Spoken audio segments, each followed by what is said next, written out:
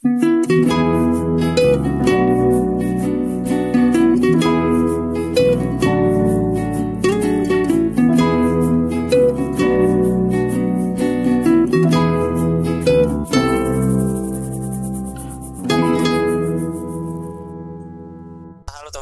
balik lagi di podcast Some Story, sebuah cerita yang menginspirasi bareng gue Adam. Dan seperti biasa kita akan mengulas satu hal yang menarik dan juga dengan guest star yang seru juga pastinya. Nah, dan di episode kali ini ya mungkin melanjutkan Some Talk yang sebelum juga, kita akan membahas lebih banyak tentang dunia kepenulisan mungkin di Indonesia ya. Dan juga ini sebenarnya satu topik yang memang udah lama banget gue pengen bahas, karena juga ini gue punya kekepoan juga, karena emang dari lama ya penasaran banget gimana caranya nulis buku, karena juga waktu itu sempat nulis ya blog juga sih, dan kayak pengen banget juga tahu caranya mungkin proses nulis buku seperti apa, terus market sekarang seperti apa juga, karena kan yang kita tahu mungkin buat teman-teman juga dengerin ya, kayak tempat beli buku di mana sih, kayak toko buku paling ya mungkin kita bisa sebut kayak Gramedia paling gampangnya, dan mungkin sekarang lebih banyak ke toko-toko online juga ya. Jadi sekarang mungkin penerbit juga jualannya banyaknya online juga gitu. Jadi lebih pengen tahu aja sih sekarang kondisinya seperti apa ya sekarang, tantangan dan peluang bagi penulis di era digital, terus juga peran penerbit, komunitas dan pembaca dalam mendukung karya-karya anak bangsa yang mungkin juga, terus juga bagaimana penulis bisa beradaptasi dengan perubahan yang sekarang, dan juga apakah profesi penulis bisa jadi pilihan karir yang berkelanjutan di Indonesia gitu. Mungkin langsung aja gue akan ngebahas topik ini nggak sendiri ya, bersama gestar kita juga, dan juga dia juga seorang penulis. Ada Kak Yudi. Halo, apa kabar Kak? Halo Kak Adam, alhamdulillah baik. Terima kasih udah dipanggil. Wah, seneng banget Kak bisa ngobrol-ngobrol, karena sebenarnya aku banyak banget nih kepo soal dunia kepenulisan sekarang juga ya. Apalagi sekarang sebenarnya dari lama sih, dari zaman sekolah pengen banget jadi penulis, cuman kayak aku nggak tahu aja arahnya ke depannya, masa depannya, dan kayak belum ada keberanian untuk bisa nulis full sampai masuk ke penerbit dan lain-lain gitu. Jadinya arahnya malah ke podcast. Tapi kan kalau podcast juga ada nulis skrip ya, jadi aman. Ya benar. Penulisnya lah. Dari belajar riset, belajar nulis. Nah sekarang mungkin Kakak gimana nih? Mungkin kabarnya, mungkin kesibukannya, mungkin akhir-akhir ini. Wahidi Pratama, biasanya sih pembaca-pembaca aku yang namanya U-Readers. Wahidi Pratama Readers itu manggilnya Mas Yudi. Jadi alhamdulillah sejak tahun 2020, berarti udah hampir 5 tahun, aku udah nerbitin 12 buku, 8 diantaranya tersedia di Gramedia, dan selebihnya online. Dan salah satu platform yang menjual lengkap karya-karya aku itu ada di toko buku online terlaris zaman sekarang, itu Bumi Fiksi. Nah ini yang ada di belakang ini. Oke. Jadi bukan tantangan sih, lebih kepada peralihan ya antara COVID ya, mungkin dari 2020 kemudian sampai sekarang itu kebanyakan penjualan laris buku-buku itu ada di online. Sekarang kan banyak Gramedia yang tutup, kemudian toko buku yang tradisional juga ikut gulung tikar. Itu semua karena efek domino daripada COVID-19 kemarin. Dan kami pun penulis ya ikut kena imbasnya juga, karena mau tidak mau kita mengikuti perkembangan zaman, yang dimana dulu kita itu pengen banget nih ngelihat karya-karya kita ada di Gramedia, orang-orang pada mencarinya, kita bisa buat penulisan, kemudian seminar, buku kita, tapi akhirnya harus beralih ke online karena itu tadi, karena efek domino daripada COVID-19 kemarin. Itu sih Kak Adam. Wah, iya sih. Emang semuanya itu, semua sektor sangat-sangat berpengaruh lah waktu pandemi ya. Tapi mungkin sekarang ngaruh juga nggak sih dari, kan mungkin kan sekarang mungkin geser ya dari antara, ini agak jauh sih, cuman nggak apa ya. Aku sebenarnya mau ngulik dari awal, cuman aku jadi penasaran soal, kan walaupun udah jualan di online, tapi pengaruh nggak sih dari, emang lebih suka banyak orang yang beli online dan baca buku fisik, atau sekarang tuh memang banyak di e-book kita kalau e-book banyak justru karena beralih ke online. Itu kebanyakan peluang orang menjual toko-toko buku yang tidak menjual karya-karya orisinal, lebih tepatnya bacaan. Nah kalau di itu banyak kan juga e-book yang ilegal. Jadi jadi ada banyak hal-hal yang ketika itu menjadi online itu banyak negatifnya karena banyak sekali online shop yang tidak trusted, tidak terpercaya. Jadi kenapa kemudian sebenarnya masih banyak juga sih yang tetap membeli buku-buku di Gramedia karena ada banyak online shop yang tidak terpercaya, menjual buku-buku ilegal, menaikkan harga sesukanya, ataupun menjanjikan tanda tangan penulis tapi ternyata tidak ada, kayak gitu. Nah, kalau e-book itu kan sekarang orang tuh banyak banget gampang, lebih mudah mengcopy paste ebook daripada penulis. Makanya kenapa aku pribadi itu nggak jualan ebook kalau untuk buku-buku terbitan di Gramedia gitu loh. Kecuali self publish, aku ada pilih dua, aku terbitkan ebooknya aja atau terbitkan bukunya, kayak gitu. Memang aku sejujurnya sebagai pembaca ya, emang aku lebih suka buku fisik sih, karena bawa buku fisik tuh gimana ya? Bikin bawa buku baru di buku tuh kayak banyak para pecinta literasi. Iya, dan apalagi kalau misalnya kan masih kayak plastik baru tuh, kayak kreatifnya tuh kayak gimana gitu, rasa bedanya gitu, senengnya di situ sih. Kalau buku gitu, kalau ibu kan nggak bisa dikreatifin juga, dan kayak kita kan sekarang apapun mobile dan apapun juga pakai HP, jadi kayak satu momen dimana kita bisa banget lepas dari layar aja sih gitu. Nah, apa-apa sekarang laptop, apa-apa sekarang ya HP gitu, jadi kayak satu momen kita baca buku fisik, jadi aku ngerasanya ya kita bebas dari gadget gitu. Aku ngerasa gitu sih. Tapi aku mau ngesik jauh gitu. Awal Kak Yudi jadi penulis dulu tuh gimana sih Kak ceritanya bisa sampai akhirnya jadi penulis? Ya sekarang udah 12 buku, luar biasa banget sih 12 buku ya. Iya, jadi nggak mudah juga ya bisa konsisten berkarya setiap tahun, mengeluarkan karya dari tahun 20. Banyak banget jatuh bangunnya Kak Adam. Jadi sebenarnya aku tuh nulis sudah tahun 2017, tapi debutnya sebagai penulis di Gramedia itu kan ada dua tuh, penerbit mayor sama penerbit indie. Nah, penerbit mayor itu aku baru debut pada tahun 2020. Nah, di situ pertama kali aku mendapatkan royalti, yang ternyata royalti itu justru dibolari sama manajerku sebelumnya. Ya, aku kena insiden itu. Jadi harusnya kan orang kalau jadi tipu ngedown ya. Tapi alhamdulillah ketika aku pada saat itu ada beberapa orang dari saudara, kemudian kakak-kakak orang-orang literasi yang memang kayak narik tangan aku gitu, ngerangkul biar aku tetap berkarya. Karena bagaimanapun juga kalau kita pengen sukses kan memang ada banyak lika-likunya lah, dan berakhir di luka. Jadi pada akhirnya dari luka-luka itu makanya aku tetap optimis, aku pokoknya tiap tahun harus mengeluarkan karya. Kalau tidak di penerbit besar, aku nerbitkan sendiri. Tetapi untuk berada di posisi 12 buku itu, ini kan sampai akhir tahun ini aku sudah punya jadwal Mas Adam untuk menerbitkan 15 buku. Itu target aku, dan itu udah bareng sama penerbit-penerbit besar, dan itu tuh memang memerlukan waktu yang cukup panjang untuk bisa konsisten ya. Dan awalnya memang aku percaya, misalnya ketika aku merasa beberapa di salah satu karyaku ternyata penjualannya tidak bagus, dan itu kan harusnya aku, kalau penulis-penulis lain tuh biasanya mereka tuh kayak udah deh aku nggak nerbitin lagi di penerbit mayor karena aku merasa penjualannya nggak bagus, jadi aku nerbitin sendiri. Nah, kalau aku nggak, semakin kecil peluang untuk terjual, semakin aku terbitkan karena kita tuh tidak pernah tahu karya mana yang akan bisa pecah. Kalau sampai saat ini sih terhitung yang benar-benar pecah ya, itu baru 3-4 karya aja yang benar-benar pecah loh ya, yang dicetak sampai berulang-ulang gitu loh. Makanya kenapa penulis itu tidak bisa berdiri sendiri, Mas Adam.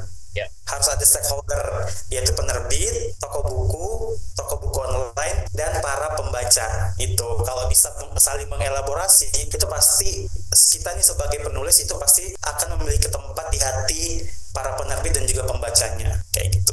Jadi penasaran malah ya Kak Yudi, jadi tetap berkarya terus ya jadi nggak ada kata kalau orang kan biasa tiba-tiba insecure kalau nggak laku bukunya. Kalau nggak laku, aku nerbitin karya yang lain lagi, coba sesuatu yang lain dengan cara tetap menaikkan karya-karya sebelumnya gitu.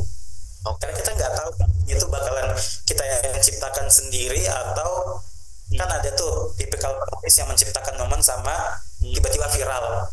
Oke. Menarik sih, karena emang prinsipnya sebenarnya sama juga sih kayak aku juga di podcast. Jadi emang kayak mungkin di antara ratusan episode yang udah ada, mungkin ada salah satu sih yang bakal pecah gitu, antara faktor yang kayak tema yang menarik atau gestar yang memang menangkan juga. Kadang juga kan bisa dari sisi yang kayak bagi orang tunggu-tunggu gitu, kadang orang kan lagi viral banyak banget, kita harus undang, jadi di mana-mana kan kayak gitu. Dan menarik banget sih, emang satu opini yang menarik buat aku ya. Nah tapi sebenarnya buat penulis pemula tuh kalau mau nulis dan sampai akhirnya terbit tuh sebenarnya gimana? Mungkin ada beda ya, mungkin kalau penulis indie seperti apa prosesnya, tapi kalau yang mungkin yang penerbit-penerbit yang mayor tadi Kak Yuli bilang itu seperti apa sih? Ada perbedaan nggak? Kalau perbedaannya pasti banyak ya.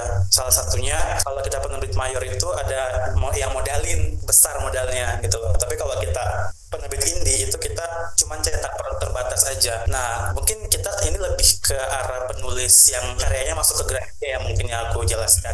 Kenapa banyak dari teman-teman itu pengen karyanya ada di rak-rak Gramedia. Itu kayak sebuah mimpi besar dari semua penulis dimanapun itu gitu loh. Tetapi ada juga yang memang kayak penjualannya itu bagus tanpa masuk ke Gramedia, tapi sekalinya masuk Gramedia anjlok gitu. Makanya sebenarnya ada di penulis yang pengen memang benar-benar fokus untuk menjadi seorang penulis, menjadikan itu sebuah pekerjaan, itu memang perlu ekstra 2-3 kali lipat berjuangnya daripada sekedar hobi.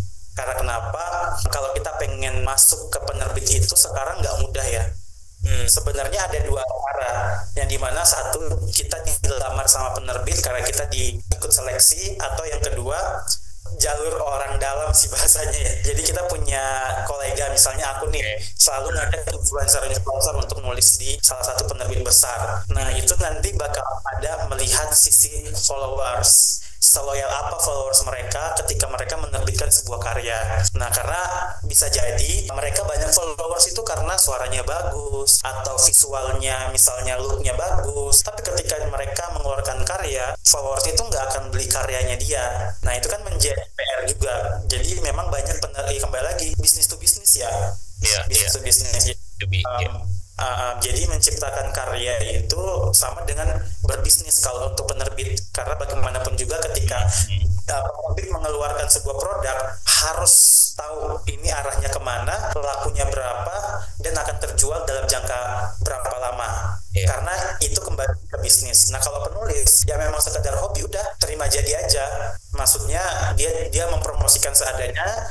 Tapi kalau orang yang memang udah menjadikan tulisan penulis itu adalah pekerjaan, itu pasti bakalan 2-3 bertahan, karena tidak menutup kemungkinan selalu ada penulis-penulis baru yang lebih viral, yang lebih membludak karyanya. Tapi orang yang konsisten di bidang literasi, mau sampai kapanpun, mau udah tua, mereka tetap akan ada di situ karyanya, karena itu sudah menjadi bagian daripada hidupnya kayak gitu. Oke, menarik sih. Mungkin sekarang aku mau masuk ke, tadi kan kita udah dapat gambaran ya, kayak gimana caranya mungkin masuk sebagai penulis pemula yang mau mungkin memilih jalur atau ya kan penerbit yang indie atau yang lebih mayor gitu kan. Dan tapi kalau Kak Yudi melihat penulis generasi sekarang gitu dan sebelumnya itu ada nggak perbedaannya gitu? Nah sebenarnya apa sih perbedaannya juga? Banyak banget sih, khususnya dalam segi konten dan isi konten daripada karyanya ya, tulisannya, narasinya. Itu kebanyakan sekarang itu penulis-penulis yang memang umur mereka tuh masih di bawah underrate lah. Mereka tuh masih underrate, tetapi mereka tuh menang di konten. Banyak banget penulis-penulis sekarang. Kalau Mas Adam tahu TikTok, tahu Instagram, itu kan lagi banyak-banyaknya tuh universe yang memang memakai visual, entah dari K-pop, entah dari drakor itu dijadikan visual. Nah aku mencoba mengikuti selera daripada generasi sandwich ya, selera bacaan mereka yang baper langsung memvalidasi, oh ini gue banget gitu. Itu sekarang tipe-tipe pembaca atau tipe-tipe penulis yang cuman nyentil dikit itu mereka tuh udah merasa kayak, wah ini buku gue banget, langsung dibeli. Dan itu yang bikin viral dan akhirnya jadi FOMO, jadi buku sekarang itu bukan sekedar bahan kritikan lagi, tetapi lebih kepada gaya hidup. Nah itu yang membedakan. Kalau dulu kan kita beli buku, aku nulis buku itu karena kita ingin membahas isu yang lagi hangat, ingin membahas sesuatu, kita ingin mengkritik. Misalnya nih, kalau aku di karya-karyaku selalu untuk mengkritik gitu loh, mengkritik pribadi atau mengkritik orang lain, pemerintah, itu pasti selalu aku selipkan di karya-karya novelku. Nah, tetapi yang aku lihat banyak yang viral sekarang itu karena menang, yang pertama menang di visual lokalnya, lokal visualnya, kemudian rame followers militannya. Tetapi ketika aku membaca isi muatan daripada narasinya, kemudian dialognya, itu tuh tidak berbobot, yang hanya sekedar misalnya nih, salah satu contohnya disentuh aja itu udah ngebaper dan buat pembaca itu kayak meleot atau apa gitu. Itu yang membuat aku tuh beda banget penulis yang dulu sama sekarang. Aku tidak juga mengatakan aku di era dulu dan aku di era sekarang. Mungkin aku ada di tengah-tengah. Karena kenapa? Aku berusaha untuk mengikuti selera bacaan daripada followersku. Karena kan aku ingat banget Mas, aku tuh 2020 militannya YouReaders. Aku setiap ngeluarin karya itu langsung mereka tuh kayak war untuk mendapatkan buku itu. Tetapi sekarang itu kayak ya itu tadi, setiap orang kan ada masanya, dan memang momenku ya udah bukan lagi aku yang misalnya penulis yang memang menang di kisah-kisah inspiratif dari sosok pendakwah muda. Okay. Nah sekarang itu diganti fungsinya sama karakter fiksi AU. Kalau tahu yang dia menjadikan K-pop itu sebagai misalnya sebagai ustadz kayak gitu.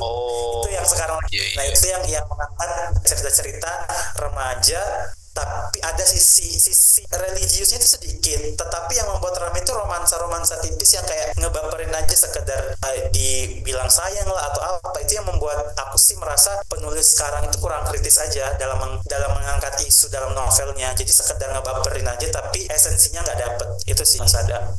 Aku jadi lebih notice juga ya apa yang mungkin pengen pasar sekarang juga ya mungkin ya. Nah tapi kembali lagi ke pasar ya. Iya, lebih balik lagi ke pasar sih gitu kan.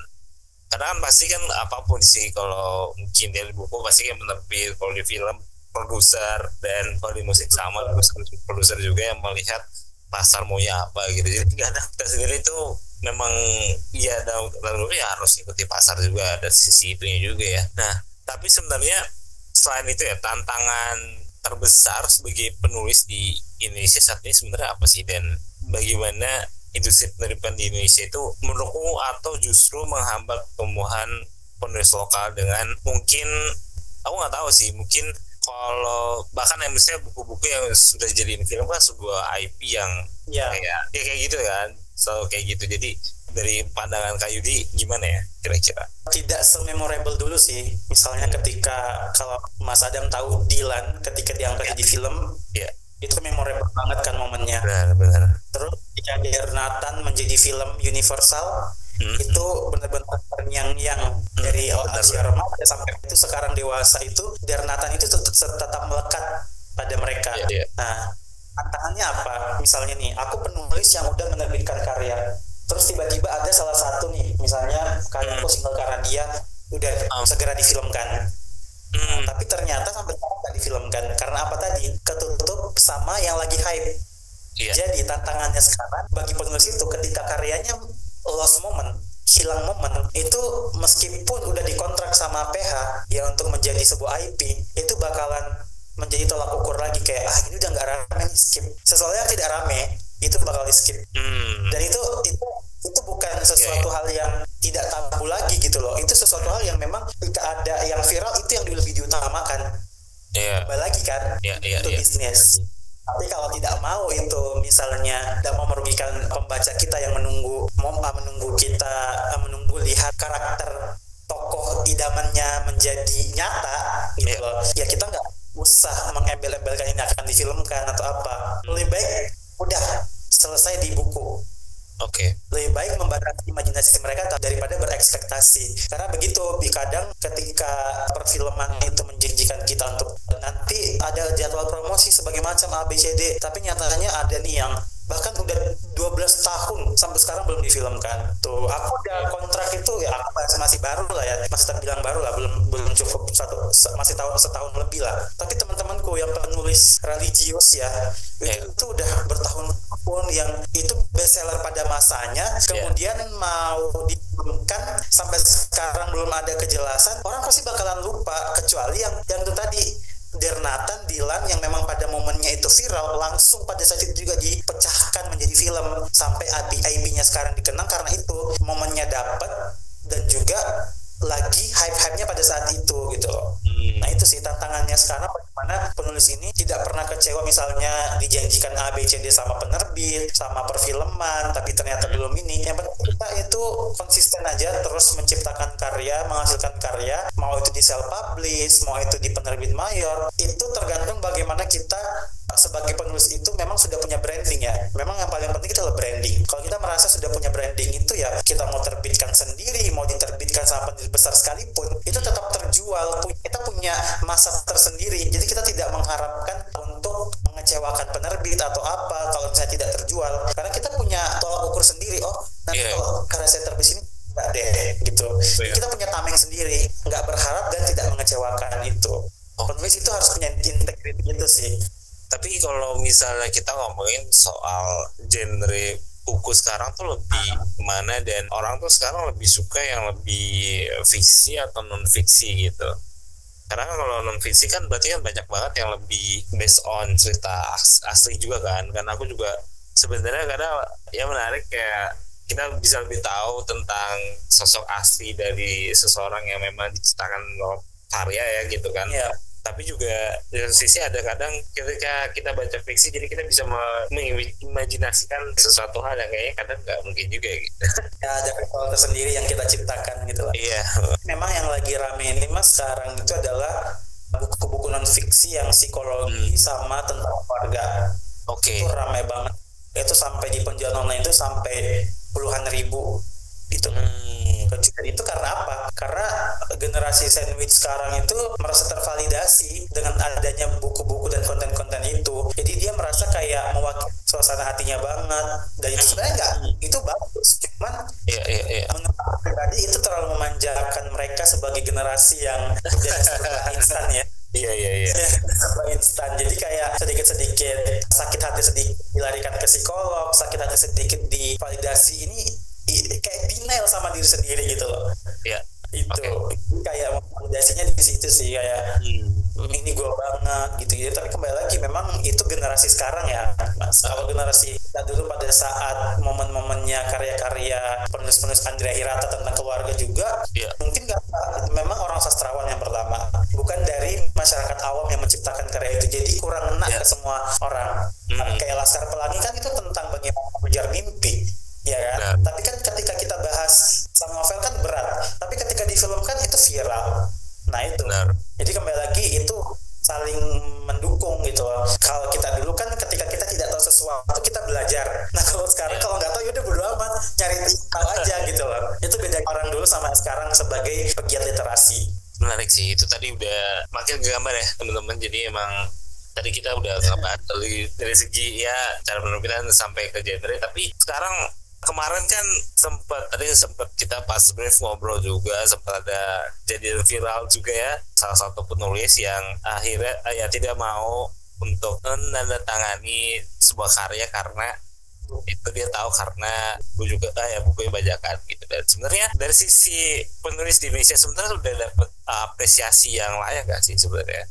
Entah itu sebenarnya dari segi tidak hanya itu ya, dari segi finansial ataupun dari segi pengakuan karyanya dan ya gimana sih. Dan mungkin aku juga pengen tahu pendapat Kak Yudi tentang kejadian itu gitu, dan pernah nggak ngalamin hal-hal serupa kayak gitu mungkin?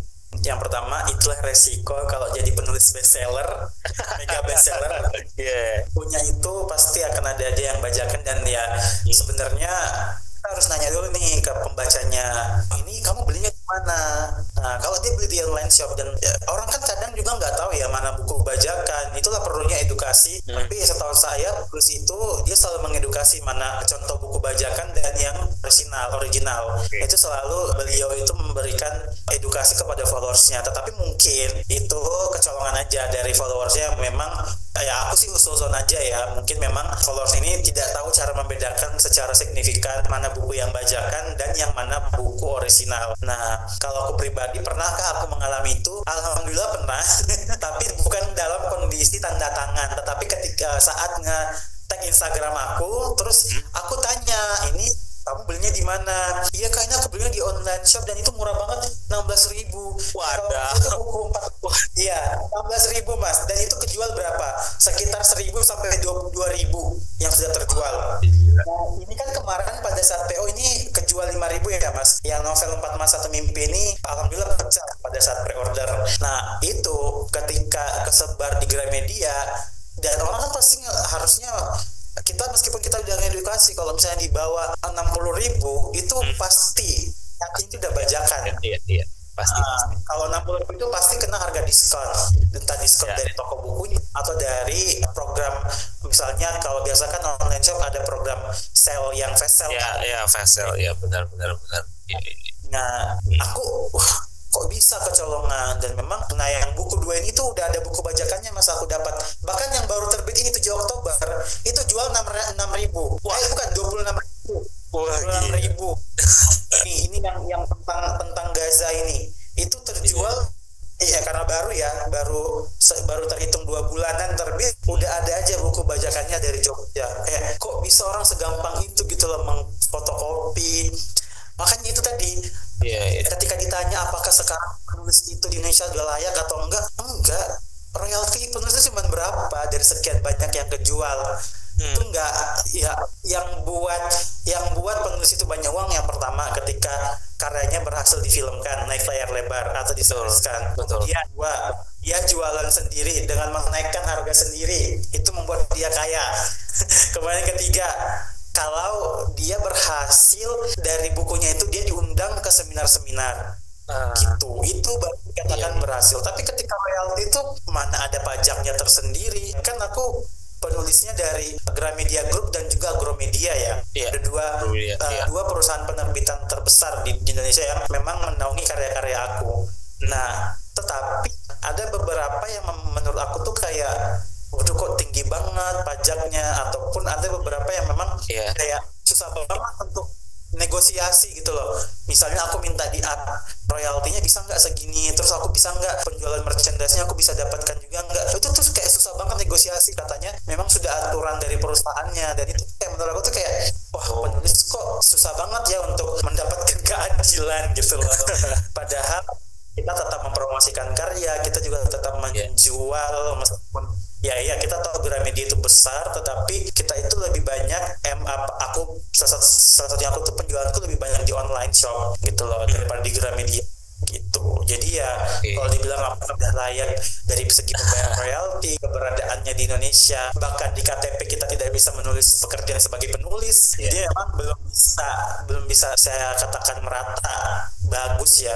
Dan memang kembali lagi ke pemerintahan, ke undang-undang regulasinya, khususnya yang buku-buku bajakan, isu-isu plagiasi itu tuh harus benar-benar banget diurus undang-undangnya. Itu nggak bisa kita anggap remeh-temeh mau sampai kapan. Kan literasi tergantung bagaimana kesiapan daripada pemimpin negaranya sendiri untuk mengatasi ini gitu. Tapi sekarang kalau hal-hal kayak gitu lebih masuk ke Kementerian Kebudayaan ya, berarti ya jatuhnya ada kementerian harusnya ya. Tapi belakangan ini lebih banyak diundang di acara penghargaannya itu KPI ya, IKAPI. Nggak tahu itu di bawah naungan Kementerian apa ya? Pendidikan Kebudayaan. Pendidikan Kebudayaan. Tapi dia ada tersendiri IKAPI. Memang ada tiap tahun itu nominasi penghargaan, tapi itu tetap nggak bisa menjamin pekerjaan penulis secara menyeluruh gitu loh. Itu hanya beberapa penulis saja yang mendapatkan ke privilege itu gitu loh, nggak merata. Ya semoga sih dengan pemerintahan baru, dan memang aku lihat juga Menteri Kebudayaan juga kayaknya memang dari sastra juga ya, kayak mudah-mudahan sih lebih bisa membuat aturan dan kebijakan yang memang layak untuk penulis di Indonesia gitu ya. Tapi sekarang juga selain mungkin kita disorot masalah gizi, stunting dan sebagainya, tapi juga ini yang paling juga sempat rame waktu itu beberapa waktu yang lalu pas kita recording ini, kayak ada konten yang banyak ngetes pengetahuan anak-anak sekolah gitu, dan kayak misalnya kayak ibu kota NTT, NTB apa NTT itu apa gitu, itu apa situ, kayak rata-rata agak banyak yang nggak tahu tuh. Dan sebenarnya menurut kakak sebagai penulis ya, kayak literasi di Indonesia tuh gimana, dan bagaimana caranya buat orang-orang di Indonesia itu mau untuk baca gitu. Maksudnya nggak harus buku yang tebal, tapi minimal mereka mau baca aja gitu. Gimana sih kak literasi sekarang, dan kayak perkembangannya untuk peran penulis juga nih untuk membantu teman-teman mau baca gitu. Mungkin sebenarnya ya literasi orang Indonesia tuh nggak rendah amat. Iya. Oke. Kenapa saya bilang kayak gitu? Bayangkan tiap hari mereka buka TikTok, buka Instagram, ada caption panjang dibaca, yang baper-baper dibaca semua. Sebenarnya literasi mereka tuh nggak rendah, ya. Tetapi bacaan mereka aja yang salah. Tidak di tempat tidak di tempat. Bagaimana maksudnya? Kalau giliran baca tentang sejarah, tentang politik, itu pasti mereka tuh menempatkannya di nomor sekian. Tetapi hal-hal gosip, lambe tura, itu tuh mereka cepat gitu loh, bahkan lebih cepat nyinyir komennya itu lebih cepat, dan seakan-akan mereka tuh kayak ada seorang dukun entah dari mana tiba-tiba memvalidasi sesuatu. Gitu loh, spek intelnya lebih bermain gitu loh. Nah, coba dianalogikan kalau itu sebuah sejarah, sebuah isu politik, sesuatu hal yang memang layak isunya itu kita perbincangkan tanpa menghardik, ya. Itu enggak, dia baca sesuatu, misalnya nih kalau tentang misalnya kemarin teman kita Cut siapa? Iya, Cut Intan viral, tiba-tiba kontennya naik sampai 1M, followersnya naik sampai 1M. Itu kan sebenarnya budaya literasi orang Indonesia nggak bodoh, nggak dibobo amat, cuman pemilihan bacaannya aja yang mereka tidak jelas gitu loh, gitu. Jadi bagaimana kemudian caranya merubah mereka untuk bisa suka baca? Yang paling pertama, nggak akan ada yang bisa merubah mereka kalau bukan diri mereka sendiri. Itu yang paling pertama. Yang kedua, kita tidak mesti membaca semua genre buku, tidak harus semua kita tahu. Yang penting kata Najwa Shihab kata Mbak Nana kayak gini, kamu tuh cuman butuh satu buku untuk jatuh cinta, baca itu, baca untuk jatuh cinta sama baca sampai tuntas, kita cuma butuh satu. Nah, setelah satu nanti kan kita bakalan penasaran, enak juga ya baca. Jadi kita kasih nyaman diri dulu sendiri untuk bisa membaca satu buku aja. Nah, sekarang kan juga banyak yang, kalau aku pribadi sih nggak suka ya baca e-book ya, nggak suka. Tapi aku jualan e-book yang memang eksklusif gitu kan, nggak ada yang lain. Tapi kalau untuk membaca buku e-book aku nggak rekomendasikan diriku karena susah ya. Kita udah silinder dan harus baca cahaya gitu loh tiap waktu, ya susah. Jadi aku lebih nyaman di buku. Dan memang itu tadi, ketika memang dari kecil kita tidak dikenalkan dengan membaca, itu akan susah. Kalau saya pribadi itu dari TK, dari SD pun saya lebih banyak menghabiskan waktu di dalam perpustakaan daripada di kelas. Karena apa? Aku suka baca dongeng. Suka baca ya. Makanya kenapa mungkin imajinasiku dalam menulis itu lebih banyak ke fiksi, karena memang aku dari kecil itu sudah menciptakan ruang tersendiri untuk imajinasiku gitu loh. Yang orang-orang ada di tahap itu, tapi aku udah ada di situ gitu kan. Jadi memang untuk membaca itu perlu sadar dulu gitu loh, sadar diri kalau memang penting. Jadi memang ya tidak harus baca buku pelajaran, buku yang berat-berat, yang sederhana dulu aja. Dari situ pasti bakalan tumbuh rasa ingin tahu, akhirnya membaca. Tapi bisa juga sekarang kan sudah banyak ya Mas ya konten-konten AI yang memang menampilkan sesuatu hal yang kalian tidak perlu membaca untuk mengetahui sesuatu. Itu kalian lihat, tetapi setelah itu kalian membaca captionnya atau apa. Tapi itu bakal beda juga ya cara menangkap kita ketika itu dari sumber dalam buku gitu loh. Ada referensi. Itu pun kalau kita kerjain skripsi, jurnal, itu kan perlu referensi. Nah, kalau orang dari kuliah sampai S2, S3 pakai joki, itu gak akan bisa untuk cinta literasi itu. Tapi berharap mendapatkan pekerjaan yang layak. Aduh, shame on you gitu. Gini nih, sebenarnya banyak banget di kepalaku, banyak banget pertanyaan yang bahas gitu kan. Tapi ini kita bentuk durasi, jadi terakhir mungkin kayak pesan buat teman-teman yang ingin menulis gitu, jadi penulis itu gimana, dan mungkin juga pesan buat teman-teman penulis di Indonesia gitu Pak, dari Kak Yudi. Kalau dari aku sih, penulis di Indonesia itu banyak banget ya, dan tidak banyak juga yang bisa bertahan untuk konsisten. Memang ada beberapa jalan untuk menjadi penulis, tetapi untuk menjadi penulis yang dilirik banyak orang itu tidak mudah dan butuh kerja keras. Kalau kalian pengen banget menciptakan momen itu, jangan tunggu viral gitu loh baru menulis, tetapi menulis sampai kita tidak pernah tahu karya mana yang akan dilirik dan akan pecah kayak gitu. Dan penulis itu punya sesuatu hal yang tidak dimiliki dari jenis pekerjaan yang lain ya. Menulis itu pekerjaannya abadi, akan dikenang dan akan dikenal. Nah, dan kalau pengen sistem untuk menjadi penulis, menjadikan sebuah pekerjaan, yang paling penting adalah konsisten. Itu aja. Yang penting konsisten dan siap bersaing dengan penulis-penulis lain. Gitu kayak poinnya.